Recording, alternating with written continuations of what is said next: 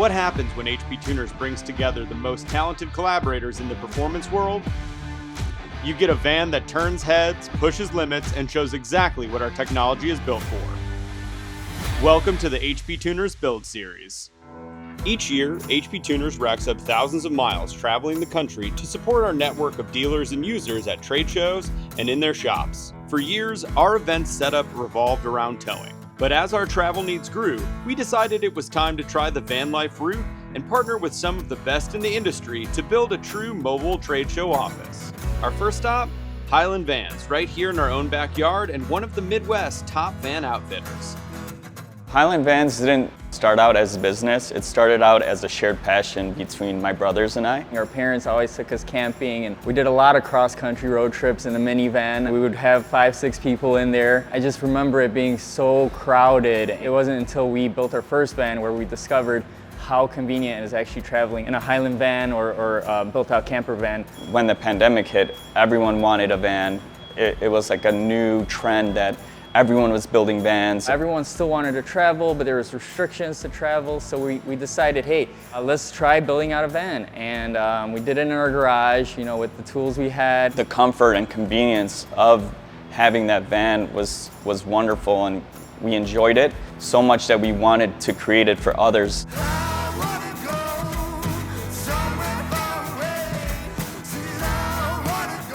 The van for HP Tuners is a very unique and special project for us. We kind of could relate in many ways. You know, when they came to us, they needed a transport vehicle that would kind of take them to shows, and kind of store all their gear that they needed to take, and have this awesome lounge area to kind of hang out in. So right now we're currently at the midpoint of the build where we got our base build finished off here. This is Lawn Seal, a one-piece floor, completely waterproof. For the walls, we have fabric from Perfect Fit. It's a high-grade automotive fabric with foam underneath for a nice soft feel and touch. Very easy to keep clean and maintain.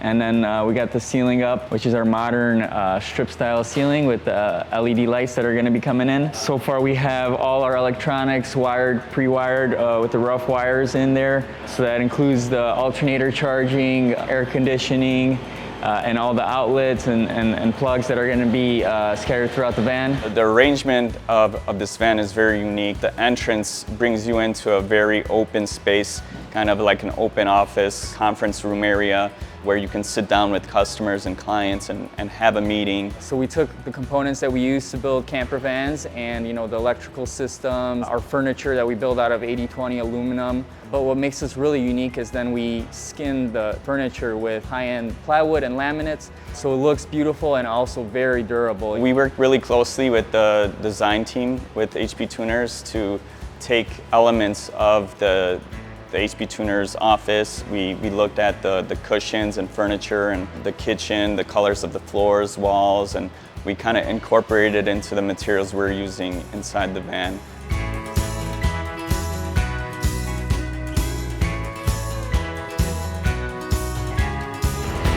So this is it.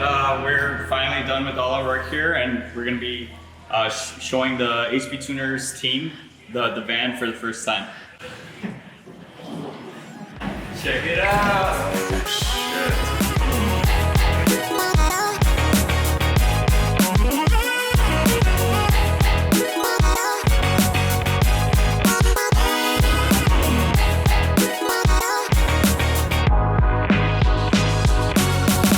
With the interior locked in, we headed east to Manchester, Pennsylvania to get a new wrap and to team up with our friends at Quigley Motor Company to add some clearance to our tires with a brand new 2-inch lift kit.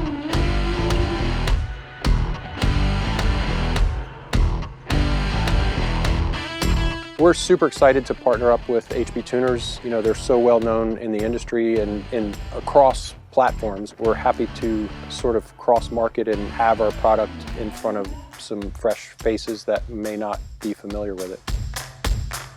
When Quigley decided to design a 4x4 system for the Ford Transit, we had been converting Econolines for years and years, and we just decided in 2020, when they came out with the all-wheel drive, that there would be a demand for a lift that sort of followed the same principles. It was very similar to the things we were dealing with in the development of the four-wheel drive.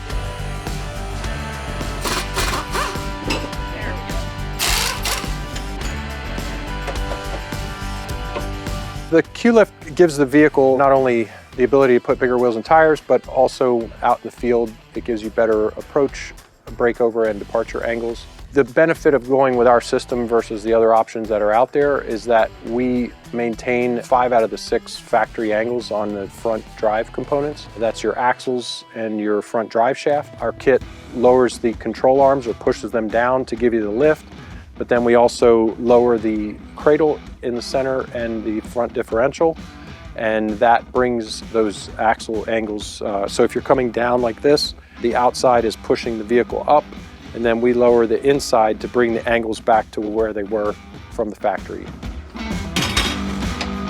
This project was originally going to be a 4-wheel drive installation, and we're not quite ready with this next-gen 4x4. So instead of delaying the whole process and keeping the van looking relatively stock, we decided to bring it in and put the Q-Lift on it, on just the 2-wheel drive version of it, and then they can put the wheels and tires on, and then later they're going to bring it back when we're ready to put the new 4x4 system on it.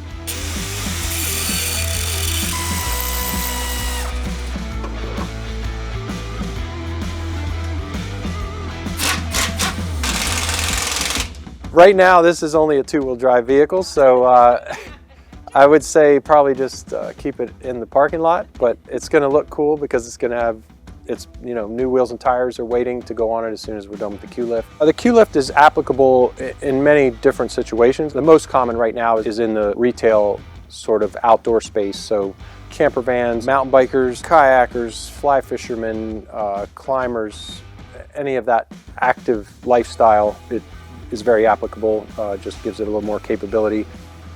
It's also used in the fleet space, commercial and fleet, where their service area is more rugged and off-highway.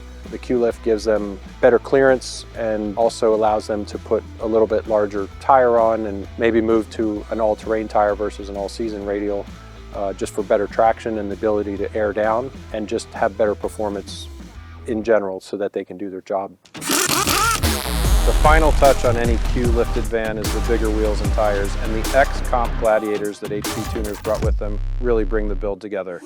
Back from its trip to Pittsburgh with a fresh 2-inch lift installed, we thought that there was no better way to break in our new rig than taking on a trip through the southern portion of the Trans-Wisconsin Trail.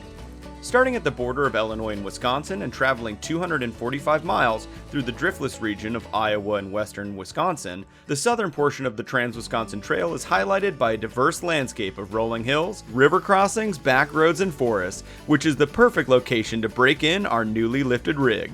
We are here at the start of the Trans-Wisconsin Trail, one of the few overland routes in the Midwest, in our newly Q-lifted media events van. It only makes sense that we start at the point of beginning. Not only does it mark the beginning of this trailhead, but it also marks the founding of the state of Wisconsin. In 1831, Lucius Lyon marked this point as the beginning of the survey of the state, and every boundary line, farm, village, and national monument is measured from this point of the beginning, which makes it a very good place to start. I think that I got it. I don't think that I need to do another one. What do you think? Do you think that I got it? I think I got it too. First turn of the trip, first turn of the trail. So far, everything's working.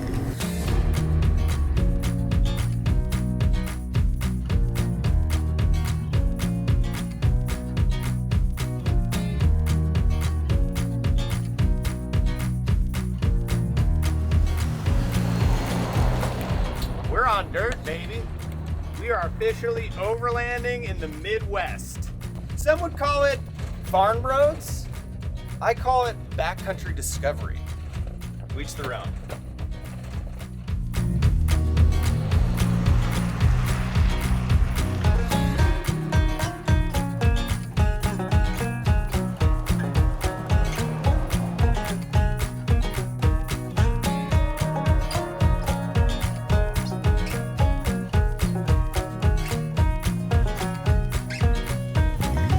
I think the thing that's so interesting about this trail is we've gone through so many different ecosystems in such a short period of time. We've gone from the hot farmland, now we're in this kind of like driftless region. There's all these little river crossings everywhere, getting the tires a little wet, and it's so fecund and just almost concealed in the middle of the forest, just within a couple hours. Wild, so wild. Oh, river crossing. It's official. She's an overland rig now.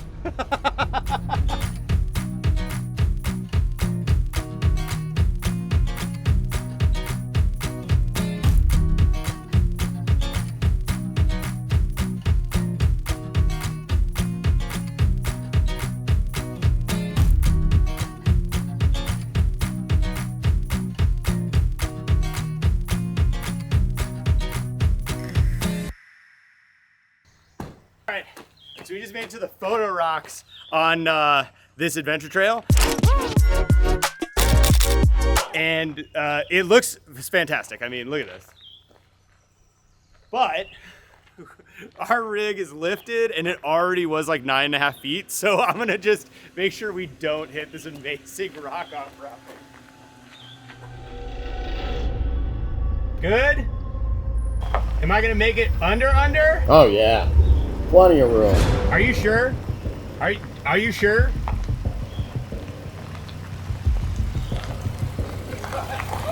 I'm puckered so hard right now. Oh, that's close. It was really close.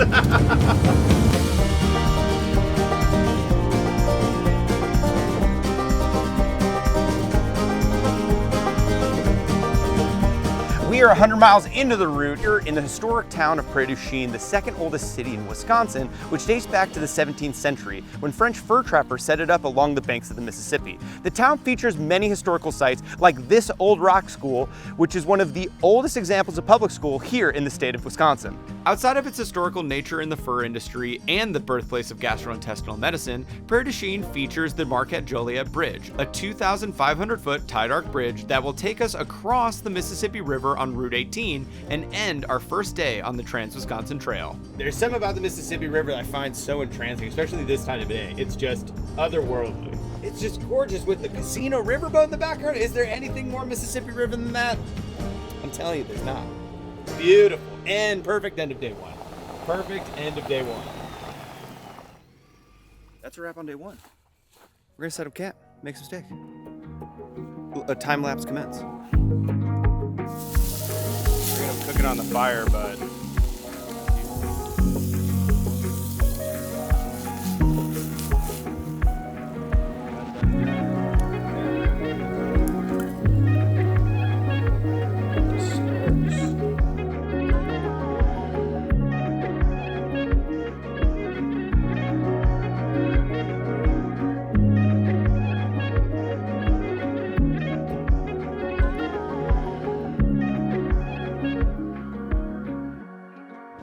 we're here on day 2 of the Trans-Wisconsin Trail outside of Lansing. Everything's been going great and the trails have been amazing. But one thing that we've noticed is that the miles per hour that we're getting on the dash and the miles per hour on our GPS haven't been linking up. And that's because we haven't adjusted our gear and tire size for our new upgraded tires. Now we've swapped out our stock tires for these X-Comp Gladiators and they really bring the build together. But because of that, our revolution per mile has changed. So we're gonna show you how to change that using just your MPVI 3 and VCM scanner using the Gear and Tire Wizard. Let's check it out. We're in our van, we got VCM scanner open and our MPVI 3. Just a reminder, in order to do any of this stuff, you need to be connected to your Wi-Fi. We're hooked up to our personal hotspot right now, so that's how we're able to use the software. So with all that done, we're gonna go ahead, plug into our OBD2 and key on.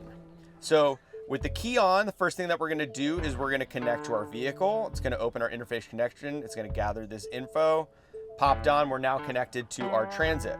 So in order to get our revolutions per mile, we're gonna go into Google and we're just gonna do a simple search for our tire. So that's a Gladiator LT245, 75R116, and find the revolutions per mile. Revolutions per mile is the information that Ford uses to set this speedometer calibration. So we're gonna go through and see where we can find it. Here we go. It is 682 revolutions per mile. So with that information, we're now gonna go back into VCM Scanner and go to Vehicle, Controls and Special Functions, and under Speedometer, we're gonna open up the Gear and Tire Wizard. Now with Gear and Tire Wizard checked in, it's gonna spit out that information of what it currently is at, and we're gonna go in and input our revolutions per mile that we found online, which is 682. Input that. And we're gonna just move through the prompts that go through, and just like that, we have recalibrated our computer through VCM scanner to adjust our speedometer for that new gear and tire. And just like that, our gear and tire is situated, and we can get back on the road.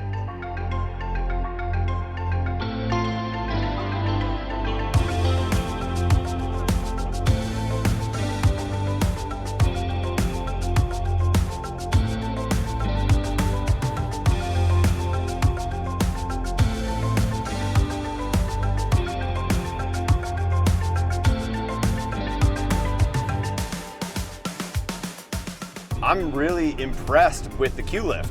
It is just the combination between the Q-Lift and the Gladiator tires just make this thing a nice pillowy ride. It feels like driving one of those classic like 1950s big sedan cars. I could not even imagine taking this with stock wheels down what we did today. Like, no way.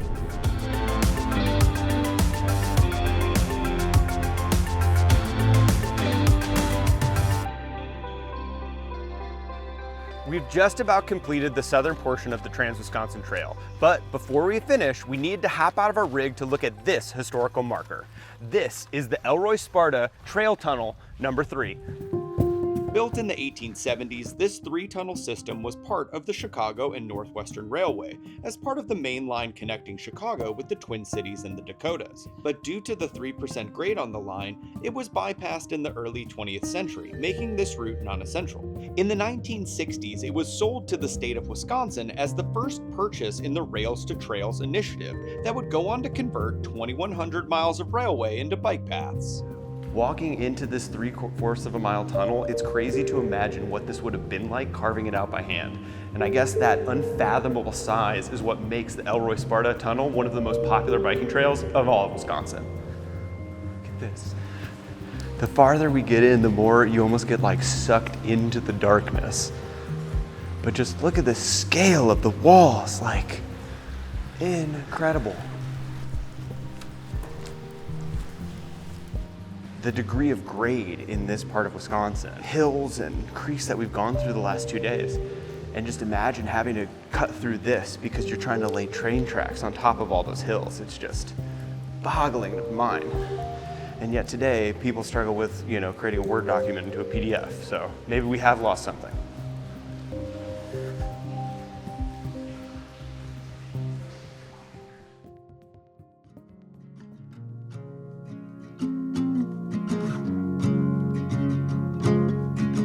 We're doing some of our final miles here on the Trans-Wisconsin Trail, and it has been a journey.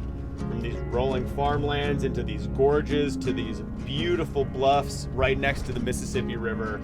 It has been an adventure. And I'm a little sad to be leaving it behind. I've never felt so sad to stop driving. I commute a lot every day, and this has been a lot of driving in 2 days. And I wish it wouldn't end. Wish it wouldn't end.